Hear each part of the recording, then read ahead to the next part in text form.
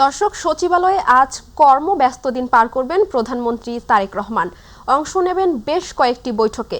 সকালেই প্রধানমন্ত্রীর সঙ্গে সাক্ষাৎ করেছেন সেনাপ্রধান জেনারেল ওয়াকারুজ্জামান। এ মুহূর্তে সচিবালয় থেকে যুক্ত হচ্ছেন সহকর্মী ইউসুফ আলী। ইউসুফ, আজ প্রধানমন্ত্রীর কর্মসূচি কি খবর আছে আপনার কাছে, আমাদের জানাবেন। প্রতিদিনের মতো প্রধানমন্ত্রী তারেক রহমান আজ সকাল 9টা 20 মিনিটে সচিবালয়ে প্রবেশ করেছেন।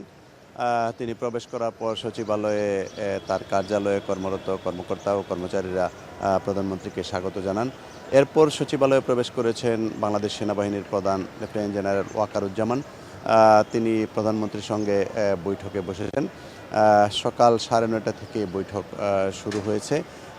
এখন পর্যন্ত প্রধানমন্ত্রীর সঙ্গে বৈঠকে বিভিন্ন বিষয় নিয়ে আলোচনা করছেন। তবে প্রধানমন্ত্রীর সঙ্গে সেনাপ্রধানের কী বিষয় নিয়ে আলোচনা হয়েছে সেই বিষয়গুলো জানা যায়নি। এবং আজকে প্রতিদিনের মতো যেমন প্রধানমন্ত্রীর বিভিন্ন যেসব কর্মসূচি রয়েছে সেই কর্মসূচিগুলো বিস্তারিত জানিয়ে দেওয়া হয়।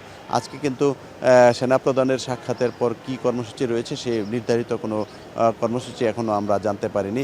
তবে সেনাপ্রধান বেরিয়ে গেলে হয়তো আমরা জানতে পারবো যে আসলে ওখানে কী নিয়ে সেনাপ্রধানের সঙ্গে প্রধানমন্ত্রীর আলোচনা হয়েছে এবং এর পরবর্তীতে প্রধানমন্ত্রী কোন কোন বৈঠকে মিলিত হবেন কিংবা কোন কোন কর্মসূচি নিয়ে তিনি কাজ করবেন এবং মন্ত্রণালয়ের কোনো মন্ত্রী কিংবা সচিবদের সঙ্গে তিনি বৈঠক করবেন কিনা এই বিষয়গুলো আমরা জানতে পারবো।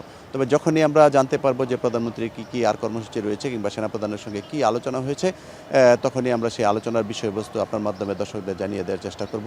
ইন্ডিয়া সচিবালয় থেকে এই ছিল আমার কাছে তথ্য। ইন্না। ইউসুফ, আপনাকে ধন্যবাদ। দর্শক, সচিবালয় থেকে সবশেষ তথ্য জানাচ্ছিলেন আমাদের সহকর্মী ইউসুফ আলী।